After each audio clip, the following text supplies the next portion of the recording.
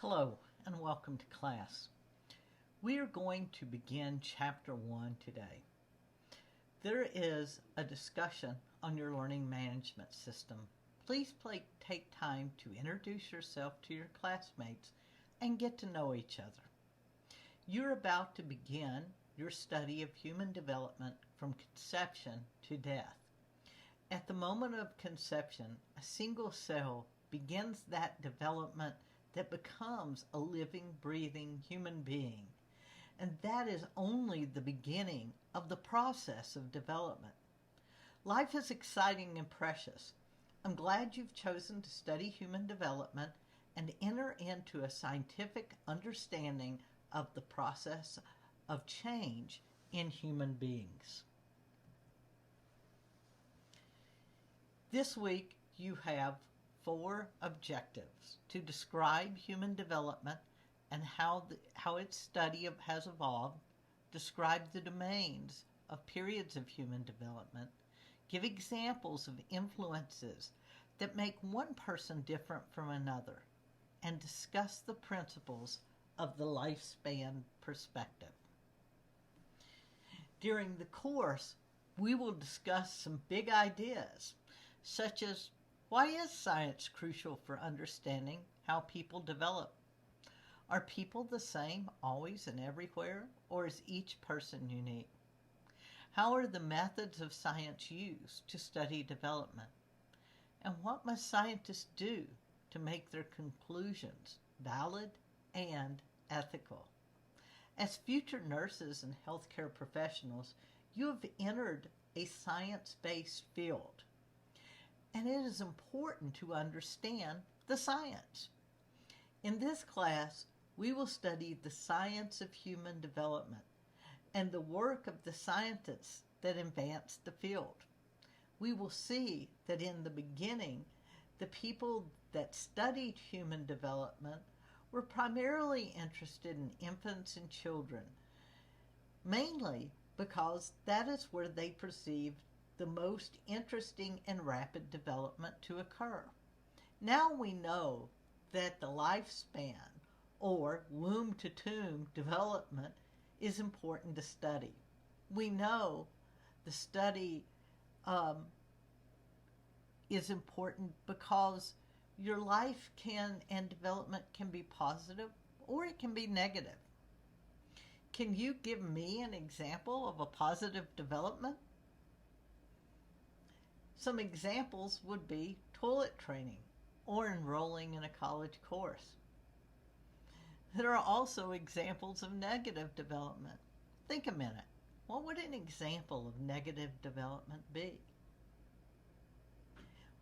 One example would be experiencing a traumatic event or being isolated after retirement. Throughout the course, we will talk about the positives and the negative impacts on development. Human development focuses on the scientific study of the systematic processes of change and stability in people. Human development is beautiful and fascinating from conception to death. In this course, we will study it all. We recognize that human development is lifelong and that it can be positive or negative. I can choose to take a single college course after I retire, which would be positive. Or I can choose to isolate myself, which would be negative. Growth is multidirectional, meaning it changes in all directions. And those changes are all part of life. But there are critical periods and sensitive periods. Growth is multi-contextual. Human development is fundamentally contextual. Physical surrounds, family structure, and community characteristics all have an impact. It is multicultural.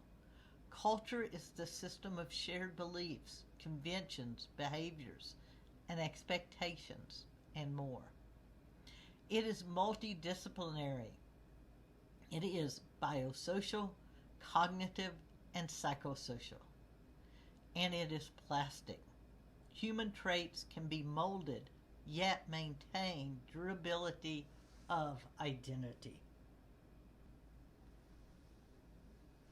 During the course, you will find that the chapters are divided into three major domains: physical, cognitive, and psychosocial. That is because those are considered to be the three main domains of growth and development. Physical is the growth of the body and brain, sensory capacity, motor skills, and health.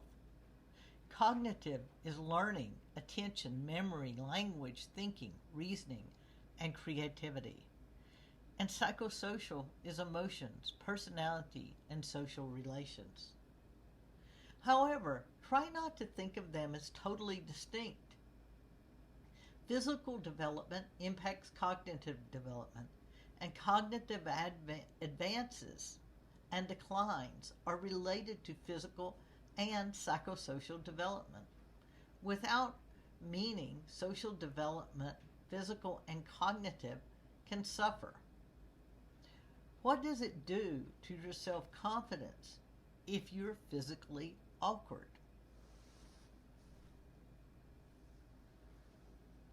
There are multiple ways the periods of development are divided. For our purposes, we will use the one in your textbook. However, we should recognize that these time periods are a social construct. Does anyone know what a social construct is? A social construct is a concept or practice that is an invention of a particular culture or society. You will notice in Table 1.1 in your textbook that it is divided into physical, cognitive, and psychosocial. If you will take the time to learn the information in this table now, it will make the rest of the semester a lot easier. This is information that is important for you to remember. You will touch on each item in this table throughout the semester. What we expect at different ages is sometimes dependent on our culture. Your textbook gives an example of children in one area of Thailand that are regularly allowed to play with sharp knives, and by the age of 4 are able to use them skillfully. I don't even allow my husband to play with sharp knives, so I can't imagine letting a child play with one. This shows you a difference that comes from the culture in which we are raised. Remember again, these age divisions that we will use during this course are a social construct, and they are not consistent around the world, although many of them are fairly commonly adopted. There are multiple influences on development. While we study the commonalities, we also study individual differences. Let's begin by discussing the influences of heredity, environment, and maturation. Some traits are inherited from biological parents, and thus heredity characteristics or nature. So heredity characteristics we speak of as nature. Other influences come from the environment, which is all those things outside of the self, such as socioeconomic status, neighborhoods, family, and culture. We refer to the environment as nurture. I'm sure you've heard about questions of nature versus nurture. Intelligence is a good example of nature and nurture. Part of the equation is what you inherited from your parents, but another part is the stimulation of your intellectual interest and your peer influences. It is one of the reasons parents are so concerned about the friends of their children. If my parents make a lot of money, I'm advantaged. If their socioeconomic status is high, I'm advantaged. If they have college degrees, I'm advantaged. This is where environment plays a role. But environment isn't everything. My parents didn't go to college. They would had been at the time considered lower middle class. They didn't have many books in the house, and they didn't particularly value education. But they worked really hard, and they were good people. My husband, on the other hand, his mother didn't graduate from high school, but his father had a graduate degree. He highly valued education, and there were always lots of books in the house. He expected him to not only go to college, but go to graduate school. Yet we both ended up with doctoral degrees. Nature versus nurture. Who knows? We'll talk about it as the semester goes on. The other part of the equation is maturation. Some things, such as walking, have much to do with muscle development and the body and the brain connecting in what is a natural sequence of events. We all know it is not possible for a newborn to walk.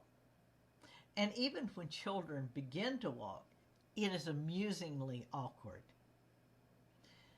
When you take heredity, environment, and maturation together, we end up with the big picture of development.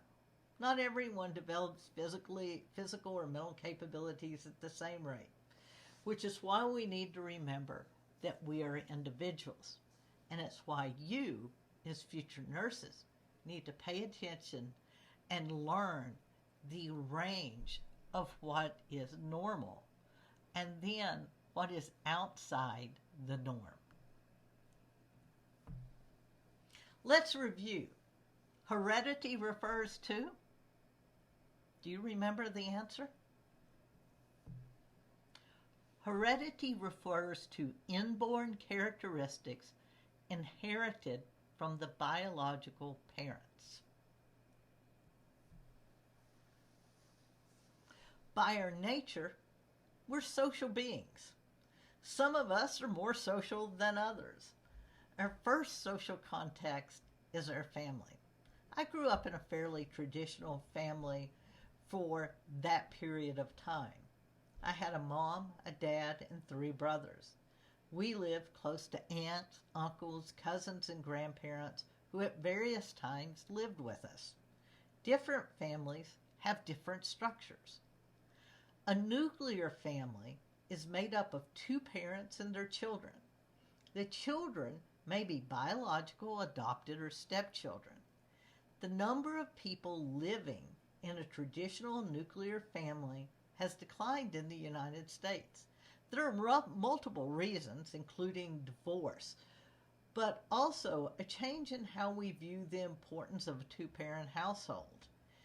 It is typical in these families to work outside the house.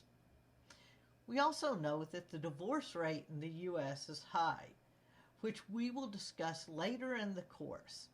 We also know the number of children is declining, and we'll discuss that in future chapters.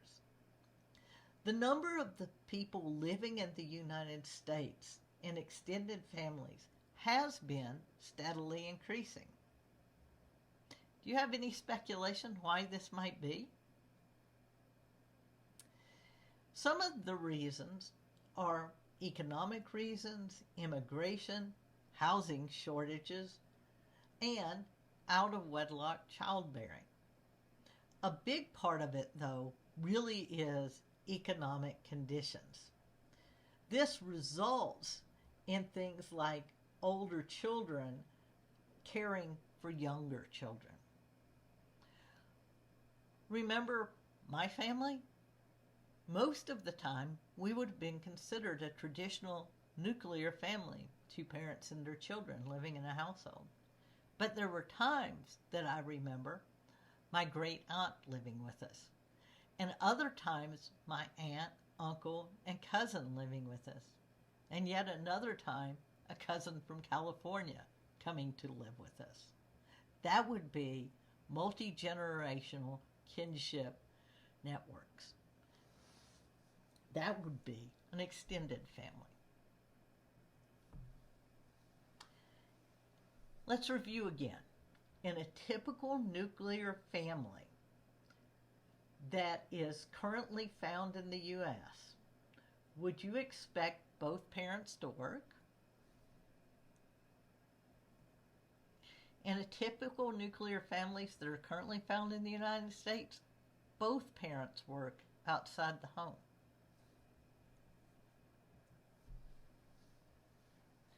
We're going to talk a little bit more about the impact of the environment, so socioeconomic status and neighborhoods. When considering growth and development, it's important to recognize the environmental impact of socioeconomic status and one's neighborhood. Your textbook points out that socioeconomic status is a combination of family income, educational status, and occupational level. The American Psychological Association states that socioeconomic status is the social standing or class of an individual or group. It is often measured as a combination of education, income, and occupation. Let me give you an example of the impact of your socioeconomic status, so family income, educational level, and occupational level. I lived in St. Louis for a while. St. Louis at the time was the sixth most segregated city in the country. And if you went into some of the poorest areas of the cities, you would see what is referred to as food deserts. Not only were there no grocery stores where you could buy fresh fruit and vegetables or much of anything, but there was a lack of transportation. You may have to walk a couple of miles to the nearest bus for public transportation. If you were poor, you were poorly educated, and you lived in a food desert. This could lead, and does lead, to all kinds of disparities that are related to your poverty. And those then complicate much of your development throughout your life. We will come back to this again in later chapters in much more detail. Figure 1.1 in your text gives you a snapshot of the world population in poverty. Can you imagine living on less than $1.90 a day? In the U.S., 18% of children under 18 live in poverty. As you may have heard, the recent addition of the child tax credit, which just expired again, and the U.S. should have the greatest impact on child poverty in the U.S. Let's take a look at this slide. This shows how much the supplemental income to families matters. It is divided out by all children, Asian American and Pacific Islanders, Black, Hispanic, multiracial and all others, Native American, and white. You will notice the current rate and the rate with the child allowances.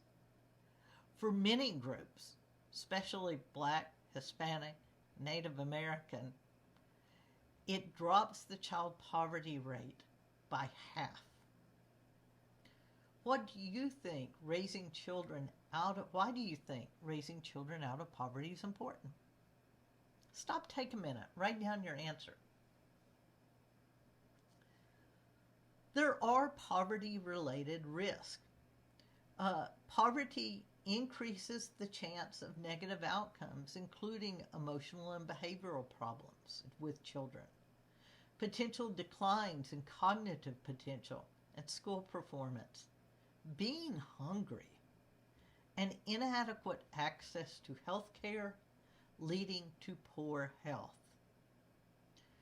What we do know is that poverty, and especially long-term poverty, can have a long-lasting and harmful impact on physical, cognitive, and psychosocial well-being of not only children, but their families. Of course, there are things that can limit the impact of poverty on children and families. And this has a lot to do with the temperament of the parents. Children in low-income households typically perform significantly more poorly than their middle and high-income peers on a number of educational variables. They tend to have lower standardized scores, their graduation rates are lower, and they have lower college entrance rates. If you think about these things, this then not only is impacting their childhood, but their whole future and the future of their families, which is why it is so important to address child poverty. Culture refers to a society or group's total way of life. So it would include customs, traditions, laws, knowledge, beliefs, values, language, physical products such as artwork and music, and behaviors and attitudes. Tell me what your culture is. Feel free to add it to your discussion for this week and share it in your discussion group. Have a discussion about why culture is important. Race, on the other hand, was once believed to be biological, but is actually a social construct. We continue to use race in research because it does impact how people are treated, where they live, the jobs they hold, and both their access to health care and the quality of health care provided. Sadly, we still see race-based bias in the provision of care. For example, it is well recognized that there is a significant difference in the treatment of pain in Black patients as opposed to white. As a future nurse, it is important for you to recognize the bias and work hard to eliminate it. Now let's talk about ethnicity. Ethnic groups consist of people united by a distinctive culture, ancestry, religion, language, or national origin, which contribute to a sense of shared identity. I've included a graphic for you that shows you the difference between ethnicity and culture. It's a good idea to take time to look at this graphic. Even though we've walked through them, sometimes it helps to see them side by side so that you can understand the difference.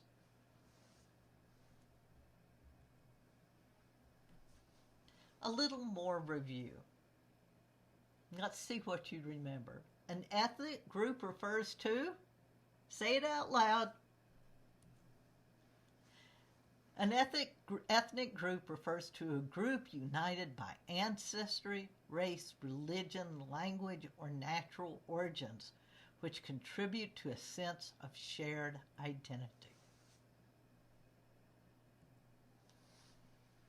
In healthcare, we think about normative events as those that happen to most people and are predictable. So normative means normal, they happen to most people, and they're predictable.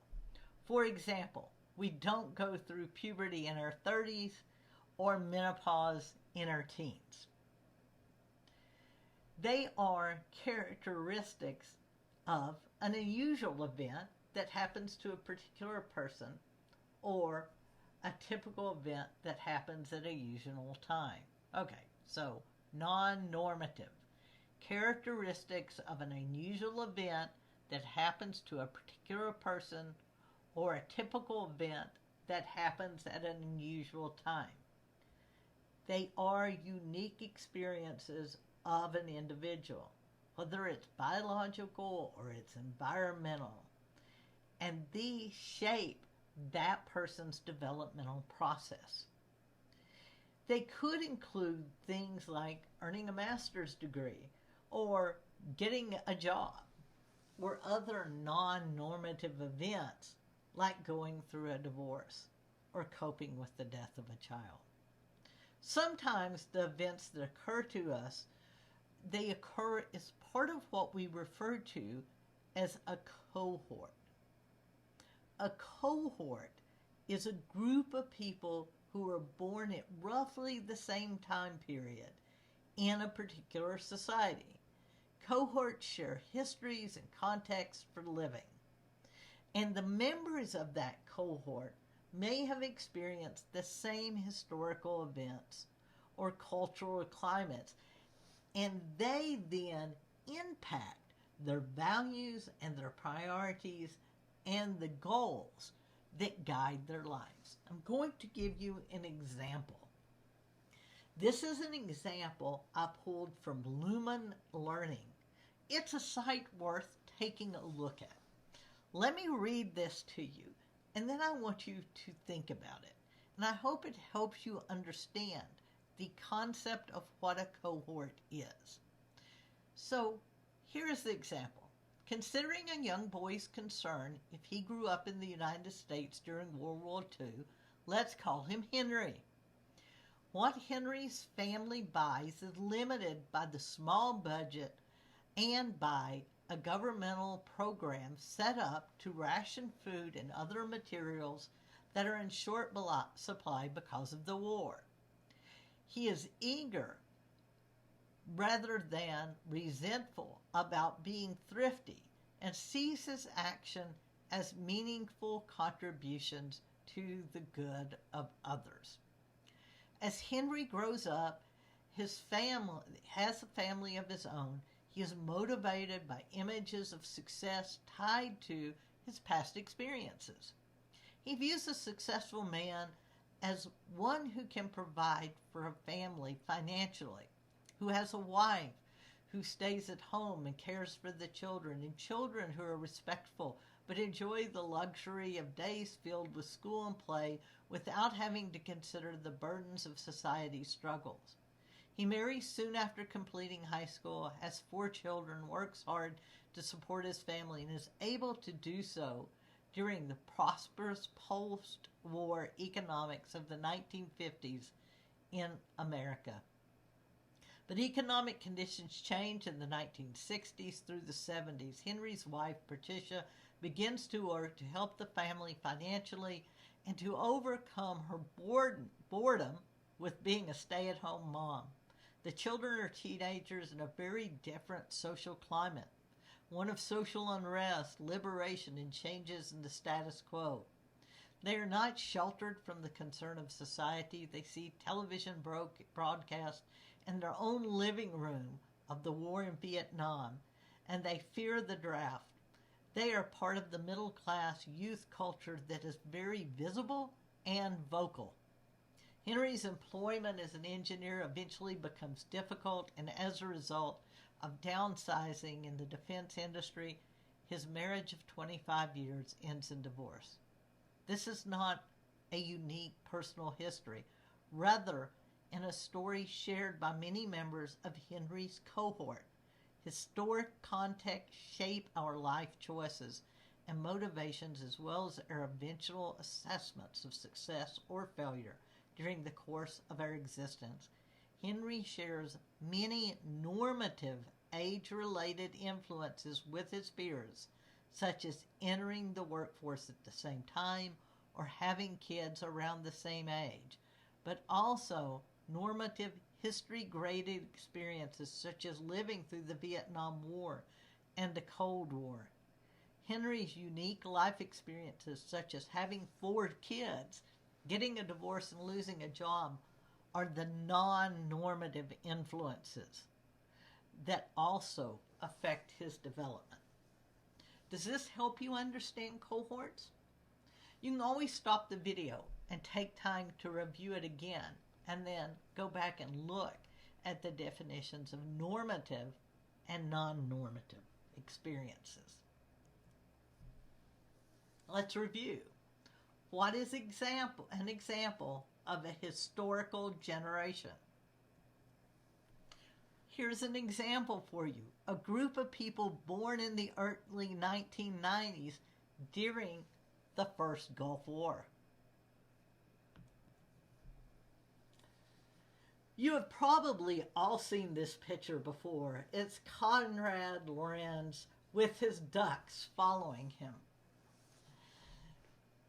We need to remember that there are critical and sensitive periods.